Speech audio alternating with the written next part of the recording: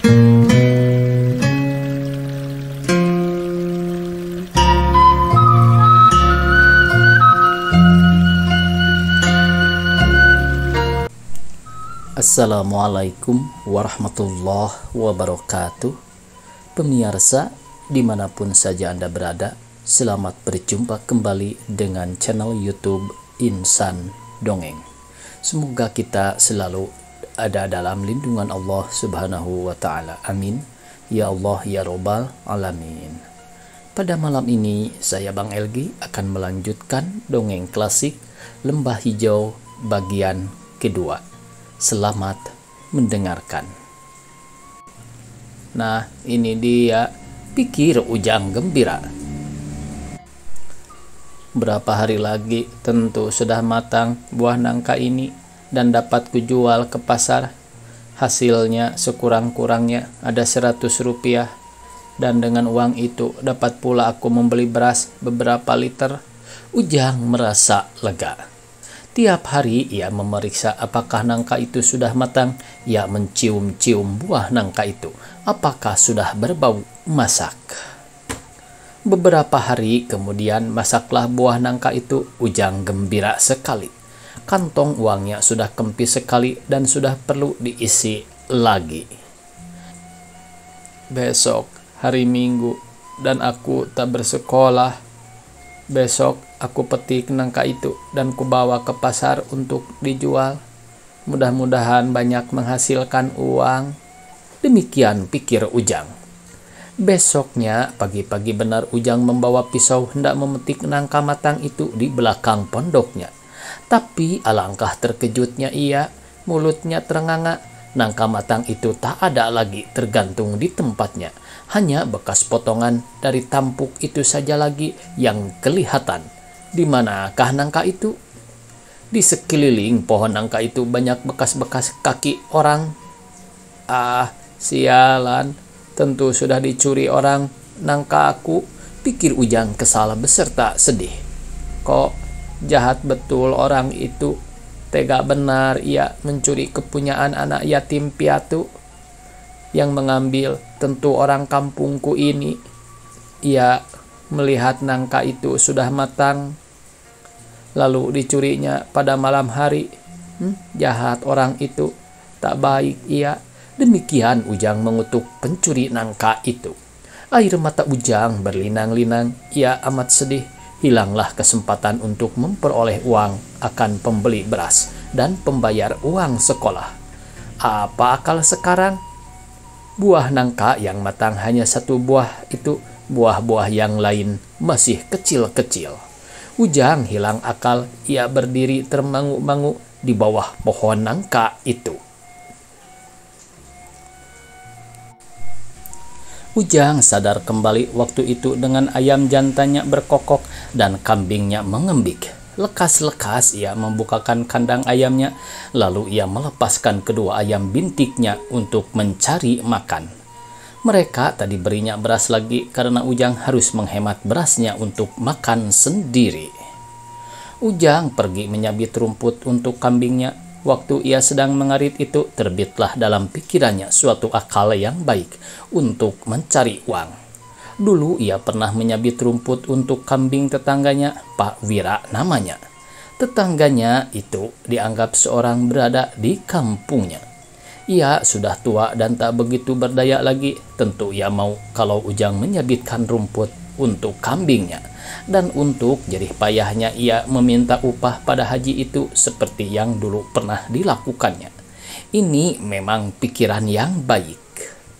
Dengan gembira ia menyabit rumput banyak-banyak, separuh diberikannya pada kambingnya dan separuh lagi akan diberikannya pada Pak Wira itu. Walaupun Pak Wira itu bisa menyabit rumput, tapi karena ia sudah tua, ia sudah segan berdingin-dingin di pagi hari untuk menyabitnya. Jadi pertolongan Ujang itu seperti pucuk dicinta ulam tiba baginya. Ia menerima rumput sabitan Ujang itu dengan gembira. Tapi waktu Ujang meminta upahnya, Pak Wira itu hanya memberinya 10 rupiah. Ujang merasa dirugikan oleh orang itu. Kok hanya 10 rupiah, Pak? Dulu Pak Wira memberiku sekurang-kurangnya 15 rupiah untuk rumput sebegitu banyak. Sering pula Bapak memberi aku 25 rupiah. Dulu aku butuh, jawab Pak Wira itu. Sekarang tidak. Dulu aku sakit, sekarang tidak. Lagi pula cucuku, walaupun lebih kecil dari kamu, bisa pula menyabit rumput. Kau tak kusuruh menyabitkan rumput untuk kambingku. Sudah bagus aku memberi kau 10 rupiah. Kalau kau tak setuju, ambillah kembali rumput itu. Lalu orang tua itu masuk ke rumahnya dengan sikap acuh tak acuh saja. Ujang terpaksa menerima uang itu. Biarpun jumlahnya sedikit, ia butuh sekali akan uang. Di rumah uangnya hanya tinggal 100 rupiah. Ini hanya cukup untuk kurang lebih 4 liter beras. Dan hari sudah hampir habis bulan lagi. Ia harus membayar uang sekolah pula 50 rupiah. Jadi biarpun upahnya hanya 10 rupiah terpaksa diterima juga. Tapi dalam hatinya ia berpikir juga, jahat orang tua itu. Ia bukan orang yang baik. Demikianlah beberapa hari Ujang menyabitkan rumput untuk Pak Wira dan setiap hari ia hanya diberi 10 rupiah. Pada suatu hari ia tak diberi sesen pun walaupun ia telah menyabitkan rumput pula seperti biasa. Tak ada uang kecil, kata Pak Wira itu dengan pendek. Ujang diam saja, tentu besok dibayarnya 2 kali upahku, pikirnya. Tapi keesokan harinya terjadi pula seperti yang kemarin. Ia tak diberi uang karena tak ada uang kecil.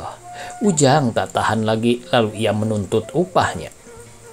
Ah, cerewet kau. Kan aku bilang tak ada uang kecil, bentak Pak Wira. Lain kali tak usah lagi kau sabitkan rumput untuk kambingku. Membuang-buang uang saja itu. Cucuku juga sudah besar, dia juga bisa menyabit rumput. Lalu Pak Wira masuk ke rumahnya. Upah Ujang yang 20 rupiah tidak dibayarnya. Ujang meninggalkan orang tua itu dengan dada yang berat. Air matanya berderai ke tanah. Tak baik orang itu, sungguh tak baik orang itu. Mau menipu anak kecil, pikir Ujang. Banyak orang yang tak baik di kampung ini. Dengan hati kecewa, Ujang pulang ke pondoknya.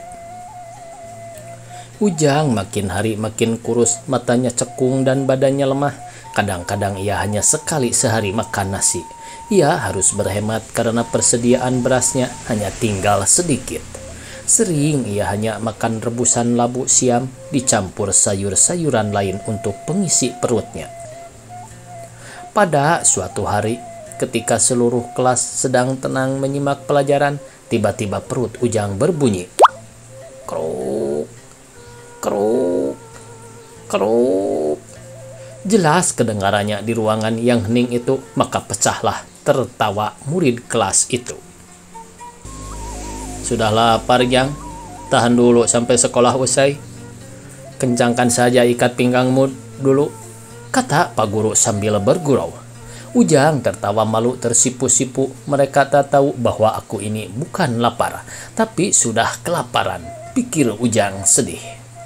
Akhirnya habislah persediaan beras Ujang, sebutir pun tak ada yang tinggal dan uangnya pun tak ada sesen pun. Apalagi akal sekarang, bagaimana memperoleh uang untuk pembeli beras? Di sekolah Ujang susah mengikuti pelajaran, jasmani maupun rohaninya menjadi lemah karena kekurangan makan. Ia sering ditegur oleh gurunya karena dikira ia kurang perhatian. Pada suatu hari ia pergi ke Pak Memet. Ia menceritakan nasibnya pada bapak itu dan ia meminta nasihat apa yang harus dikerjakannya. Tapi Pak Memet justru menyerang Ujang dengan kata-kata. Nah, apa aku katakan dulu? Tak usahlah bersekolah. Orang miskin sok-sokan bersekolah lagi. Keluar saja dari sekolah itu dan cari kerja. Jadi gembala atau jadi kacung. Saya mau kerja Pak Mehmet, tapi siapa yang mau menggaji saya sebagai gembala atau kacung? Cobalah Pak Mehmet, tolong carikan saya kerja, kata Ujang kepada Pak Mehmet. Pak Mehmet menggaruk-garuk kepalanya. Ia tak tahu siapa yang sanggup menggaji gembala atau seorang kacung atau sebagai pembantu lain. Dalam kampung mereka melakukan sendiri semua pekerjaan sehari-hari. Tapi bagaimanapun juga ia mau menolong anak yatim piatu itu. Begini saja, Jang. Halaman pondokmu lebar bukan? Kukira ada kurang lebih 500 meter persegi luasnya. Memang kurang lebih, Pak, kata Ujang. Nah, biarlah aku olah tanah itu. Lalu aku tanami dengan kacang tanah. Hasilnya kita jual dan untungnya kita bagi. Bagaimana, Jang? Setuju? Setuju, benar Pak Mehmet. Nanti untungnya kita bagi 2 ya. Kapan Bapak mau mulai memacul tanah itu? Nanti aku tolong sedapat mungkin, kata Ujang bersemangat. Sementara itu terlintas pula dalam pikirannya. Dulu aku sangka Pak Mehmet ini tak baik, rupanya baik juga. Tapi apa, Pak? Tanya Ujang cemas. Tetapi hasilnya itu beberapa bulan kemudian baru dapat dipungut. Ini suatu usaha jangka panjang. Sementara itu bagaimana kau hidup? Benar juga, kata Pak Mehmet. Sementara itu dengan apa ia harus membeli beras? Ia memeras otaknya untuk mencari jalan keluar. Akhirnya ia berkata, teruskan saja niat Bapak. Mulailah selekas mungkin mengolah tanah untuk perkebunan kacang itu. Jangan khawatir tentang saya, Pak Mehmet. Saya sudah mendapat jalan untuk memecahkan soal makanku. Pulang dari rumah Pak Mehmet, Ujang terus pergi ke pusara ibunya. Setelah ia membersihkan pusara ibunya dari rerumput dan krisik, ia memegang batu nisan ibunya lalu berkata, Maaf Ibu, Ujang harus menjual ayam-ayam bintik. Ujang terpaksa, Bu. Ujang harus makan, Bu. Ibu. Pusara ibunya diam saja, hanya angin yang berbisik-bisik di puncak pohon cemara. Bagaimanapun Ujang tak merasa bersalah lagi karena harus menjual ayam piaraannya. Esok harinya adalah hari Minggu. Pagi-pagi benar Ujang menangkap kedua ekor ayam bintik-bintik yang amat disayanginya itu. Setelah ia mengikat kaki ayam itu, ia berangkat ke pasar Cipanas. Pada hari Minggu selalu ramai di sana. Bukan karena kampung yang berdekatan saja yang datang berbelanja, tapi juga para wisata dari kota-kota besar. Mereka biasanya berlibur di sekitar puncak pas, mencari hawa sejuk dan nyaman. Mereka itu berbelanja sayur-sayuran dan buah-buahan di pasar Cipanas untuk dibawa sebagai oleh-oleh pulang ke tempat mereka masing-masing. Pasar Cipanas tak begitu jauh dari Cimacan, tapi Ujang yang masih anak-anak itu memerlukan 1 jam berjalan kaki untuk pergi ke pasar itu. Di tengah jalan, ia terus mendekap ayam-ayamnya ke dadanya. Ia merasa sedih akan bercerai dengan binatang-binatang piaraannya itu. Akan dipelihara pula lah kalian baik-baik oleh si pembeli nanti, atau akan disembelihnya lah kalian? Rasa luka hati Ujang mengingat kemungkinan yang penghabisan. Sampai di pasar Cipanas, Ujang mencari tempat orang menjual ayam. Ia berdiri beberapa lama di sana untuk mengetahui berapa harga ayam. Tak lama kemudian tahulah ia bahwa ayam sebesar ayam jantannya berharga Rp300 dan yang sebesar ayam betinanya berharga Rp250. Maka Ujang mulai pula menawarkan kedua ayamnya pada pembeli, tapi heran. Selalu mereka menawar ayam Ujang jauh lebih murah daripada ayam-ayam dari pedagang yang lain. Apakah sebabnya? Apakah karena mereka lihat Ujang adalah seorang anak kecil yang tak berdaya dan seorang yang memerlukan sekali? Kalau benar demikian, alangkah jeleknya mereka itu mau menjepit lagi orang yang sudah terjepit. Tak baik mereka itu, demikian pikir Ujang. Mula-mula Ujang tahan harga, ia tak mau menjual ayamnya murah-murah, tapi lama-kelamaan hari mulai sore. Ujang merasa lemas, ia merasa haus dan lapar. Tadi pagi sebelum berangkat dari rumah, ia hanya minum air secangkir. Ia tak makan karena tak ada beras untuk dimasak. Pasar sudah mulai lengang, pembeli sudah berkurang. Ujang merasa cemas. Bagaimana nanti jika tak terjual ayamnya? Dengan apa ia membeli beras? Sedangkan matanya sudah berkunang-kunang keletihan. Akhirnya karena tak ada pembeli yang lain, terpaksalah ia menjual kedua ekor ayamnya pada pedagang ayam dengan harga yang murah. Hanya Rp400. Dengan hati yang berat diterimanya uang itu. Pedagang itu tentu memakai kesempatan dalam keadaan orang lain sedang kesempitan. Sama saja mereka ini semua, pikir Ujang, semua jelek, tak ada yang baik. Ujang membeli beras merah 10 liter yang berharga Rp250 dan ikan asin Rp15. Tinggal uangnya Rp135 lagi. Besok ia harus membayar uang sekolah Rp50. Jadi hanya tinggal Rp85 uangku. Demikian Ujang menghitung di luar kepala.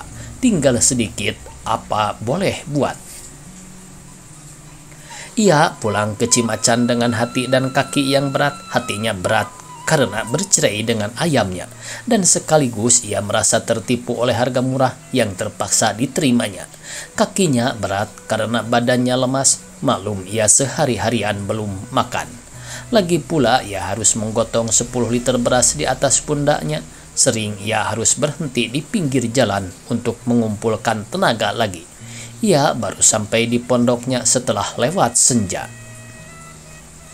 Alangkah capeknya Ujang, dengan susah payah ia memaksa dirinya bekerja untuk memasak nasi. Kepalanya terantuk-antuk, mengantuk waktu ia duduk dekat tungku menanti nasi masak. Kemudian Ujang membakar ikan asin untuk teman makan nasi. Bau ikan asin dibakar memenuhi pondok. Terbit air liur Ujang. Sekarang barulah hilang capek dan kantuknya oleh bau yang merangsang selera itu. Ujang makan dengan amat lahapnya, seolah kurang cepat ia menyuap untuk mengisi perutnya. Akhirnya kenyanglah ia. Perutnya gendut, napasnya pendek-pendek dan terengah-engah. Ia menggolekkan badannya di balai-balai dan terkaparlah ia ngorok tak sadarkan diri. Keesokan harinya waktu Ujang terbangun, badannya merasa pegal-pegal karena pengalamannya kemarin. Malas ia bangkit dari balai-balainya, tapi ia harus bersekolah, sebab itu ia paksakan dirinya bangun. Ia tersenyum sejenak melihat sisa-sisanya makanan tadi malam. Piring, mangkok, teko, dan periuk nasi bergelimangan di mana-mana dan semuanya kotor. Semalam ia tak sempat merapikan semuanya itu dan ia seorang anak yang rapih. Sebab itu ia lekas-lekas mencuci perabotan yang kotor itu. Pagi itu si Ujang bersiul-siul kecil waktu berjalan ke sekolah. Betapa tidak, hari cerah, perutnya kenyang, persediaan beras cukup. Nanti ia akan membayar uang sekolah dan ada lagi uangnya Rp85. Dan hari ini Pak Mehmet akan mengolah pekarangannya untuk ditanami kacang tanah. Hasilnya nanti dapat menjamin hidupnya untuk waktu yang lama. Ia tak usah lagi memeras otak untuk mencari uang belanja. Hari depannya cerah. Pulang dari sekolah didapatinya Pak Mehmet sudah mulai mencangkuli tanah pekarangannya. Ujang segera menukar kemejanya.